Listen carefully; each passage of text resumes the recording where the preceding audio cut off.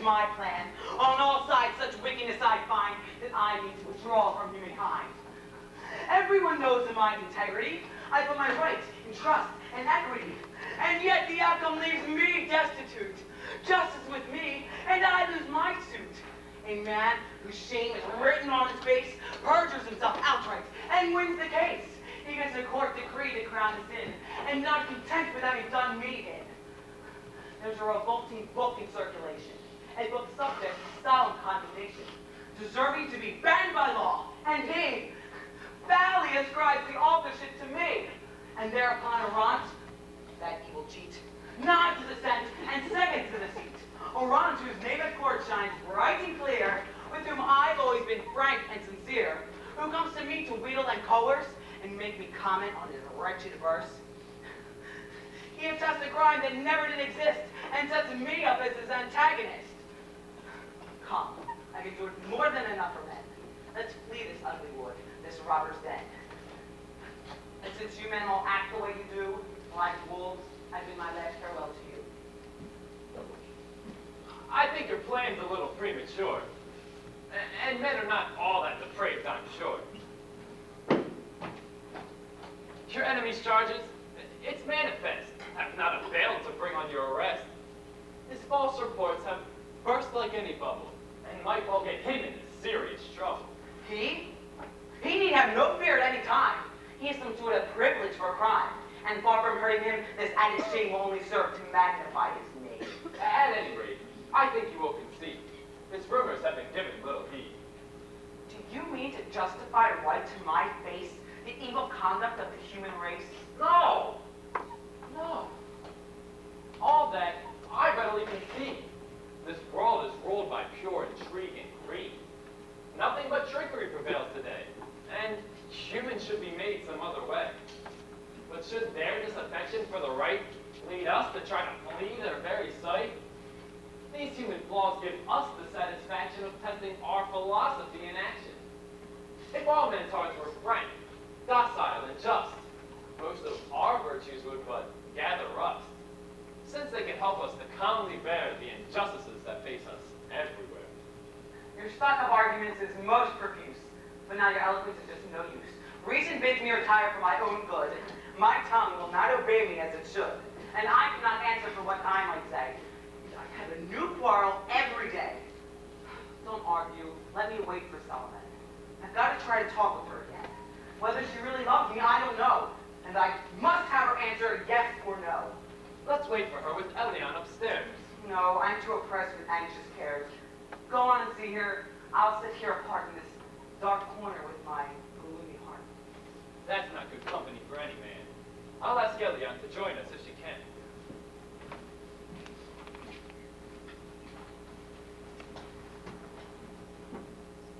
Yes, madame, it is for you to decide whether a bond between us shall be tied.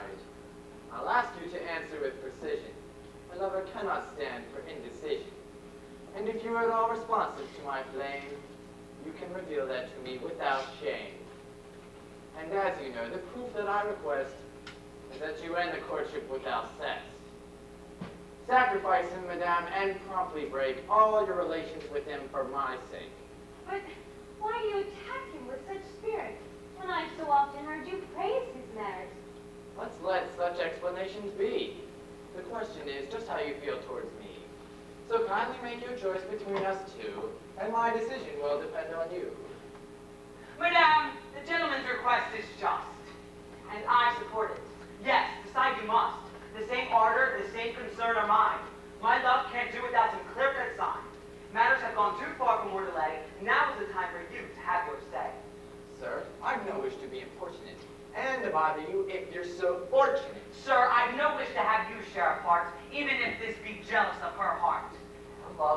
Your love is more precious in her view. If she had the slightest taste for you, I swear I'll leave her to you there and then. I swear I'll never see her face again. Madame, pray tell us what we've come to hear. Madame, you may speak freely, without fear. All you need do is say how you're inclined. All you need do is make up your mind.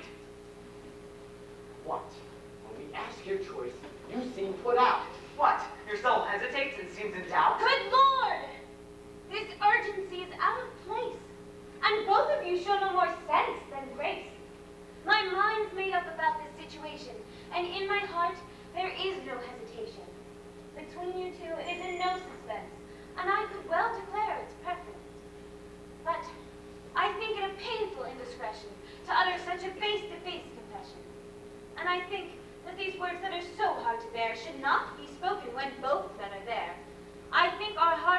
praise our inclinations in dealing with such harsh revelations, and that there are much gentler ways to use in telling a lover such bad news. No!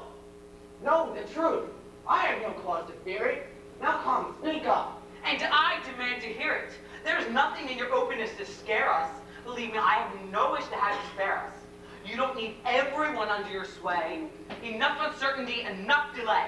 Now is the time to answer our demand. If you decline, I shall know where I stand. Your silence will amount to an admission that will corroborate with my worst suspicion. I am grateful for your indignation, sir. And what you say is what I say to her. Oh, how you weary me with this caprice! Can't you be fair and let me have some peace? Haven't I told you why I will not budge? But here comes Eliot. I'll let her judge.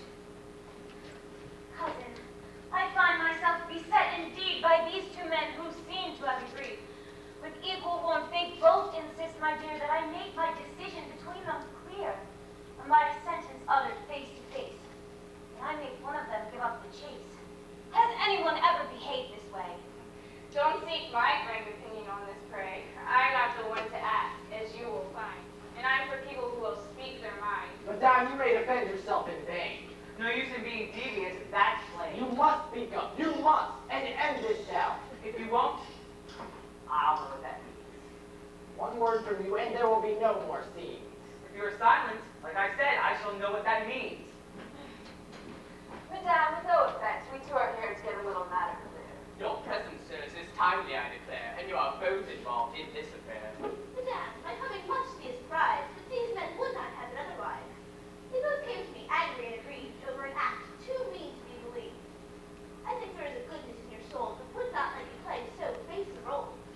My eyes belied their strongest evidence. My friendship overlooked our difference. And so I came to keep them company and see you overthrow this calumny. Yes, madame. Let's see. With a peaceful mind, what sort of explanation you can find? You wrote from the Thomas note, now didn't you? It was you wrote a cast, this billet doux. To you, this handwriting is not obscure. Miss yours and her indulgence, I am sure, has made it known to every person here that this is something for you all to hear. You're a strange man to condemn my sprightliness and reproach me with never being so happy as when I'm not with you. Nothing could be more unjust, and if you don't come very soon and ask my pardon for this offense, I shall never forgive you for as long as I live. Our great lout of a viscount, he should be here. Our great lout of a viscount, whom you complain about first, is a man I could never fancy, and since I watched him for a good 3/4 of an hour, spitting into a well to make circles in the water, I've been able to think well on him. As for the little Marquis, all vanity aside, gentlemen, that's me. As for the little Marquis, who held my hand so long yesterday, I don't know anything as insignificant as his whole person, and the only merit of his kind lies in his cloak and sword. As for the man with the green ribbons, your turn, sir. As for the man with the green ribbons, he sometimes amuses me with his bluntness and surly grouchiness, but there are hundreds of times I find him as tiresome as can be. And as for the man with the jacket, here's your bundle. As for the man with the jacket who has gone in for wit and want to be an author in spite of everyone, I can't give myself the trouble to listen to what he says. And his prose weary me as much as his poetry. So get it into your head that I don't always have as good a time as you think, and that I miss you more than I wish in all the parties I'm dragged into, and that a marvelous seasonings for the pleasures we enjoy is in the presence of the persons we love. And now here I am. Don't be Tom, whom you mentioned, and who puts on such sweetish airs, is the last man I could be fond of. He is absurd to suppose he is loved, as are you to think you are not. To be reasonable, exchange your beliefs for his, and see me as much as you can to help me endure the vexation of being beleaguered by him. It's a fine character these portraits show. Madame is a name for it, you know. Enough! We two shall everywhere impart this glorious self-portrait of your heart. I could well speak. I have ample provocation, but you're not worthy of my indignation. And there are nobler hearts, as you shall see, ready to comfort a fatigued lost. What? You can tear me to shreds this way, after what I've seen you write and say. and her false heart receives for love designed, offers itself in turn to all mankind. Go to. I've been a dupe too much, too long. I should be grateful that you proved me wrong. Now give me back my heart as a welcome prize, and in your loss of it, my vengeance lies.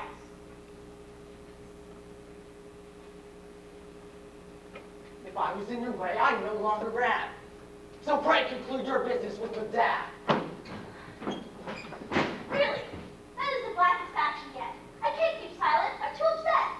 How can such treachery be justified? I leave the other gentleman aside. See the man of honor like I'm sexed, whose heart by your good fortune you possessed, who worships you beyond what tongue can say.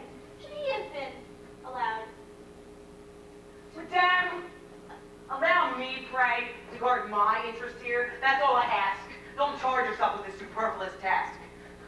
My heart, though grateful for your vindication, is in no state to pay its obligation. And if I have to tell you for it's true, I sought revenge, it would not be with you. Do you think, sir, that was in my mind, and that I look on you as such a bind? To hanker for the leavings of Madame, I'd have to be less choosy than I am.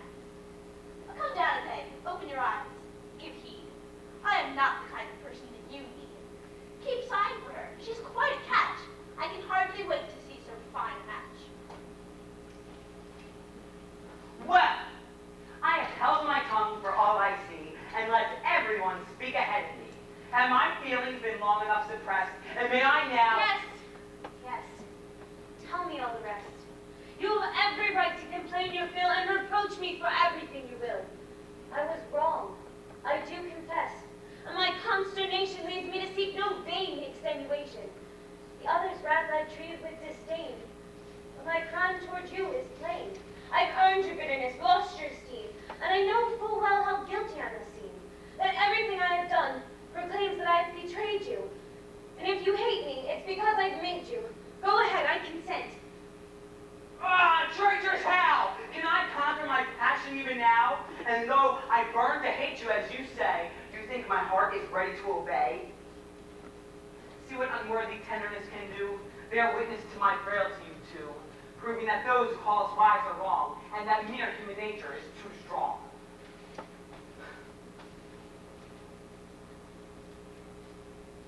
I am willing to forget the things you've done. My soul will find excuse for everyone. I'll contrive to view your blackest crimes as youthful foibles caused by evil tongues, provided only that your heart agree to flee human society with me, and that you'll follow me without delay to the seclusion where I vow to stay. Only thus, in the minds of everyone, can you repair the harm your note has done, and after a scene which noble hearts abhor, enable me to love you as before. What? I renounce the world before I'm old, and hold her in some solitary hold? If your love matches mine and is as true, why should other men matter to you? Why can't I be sufficient to your needs? At 20, solitude is grim indeed. I fear I lack the loftiness of soul to undertake so difficult a role. And if marriage can fulfill your aspirations, I believe I can resolve on that relation, and thus... No! Never did I hate you so! And this refusal is the final blow. Since this is something that you cannot do, find all in me as I find all in you. Go! I refuse you, and at last I sever my most unworthy ties to you forever.